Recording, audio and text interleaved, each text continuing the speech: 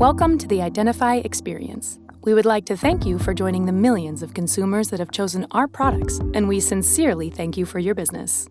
Identify point-of-care devices are utilized by hospitals, pain management physicians, drug court systems, national rehabilitation facilities, employers, and small home offices. Let's get started with the manufacturer's step-by-step instructions on how to perform and interpret your Identify drug test device. In addition to the drug test device, you'll need access to a timer and a writing utensil. Begin in a well-lit place. Have a watch or timer ready. Allow the cup, the urine specimen if refrigerated, and/or controls to reach room temperature prior to testing. Remove the cup from the sealed pouch and use it as soon as possible. Write the donor name or ID in the space provided. Collect specimen in the cup and secure the cap tightly.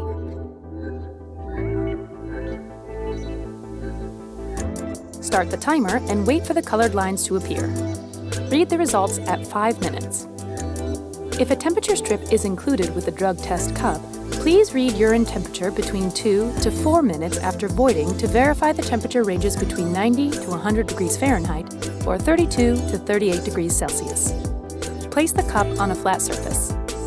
Peel off the label on the cup to view the results. Date and initial the security seal, then place the security seal on the cap. Read the test results at 5 minutes.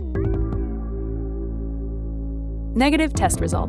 When visually interpreting a negative test result, one colored line appears in the control zone and another colored line appears in the test zone. The negative result indicates the drug or its metabolite level is not present or below the detectable level. Even a very faint line is a negative result. Preliminary positive test result.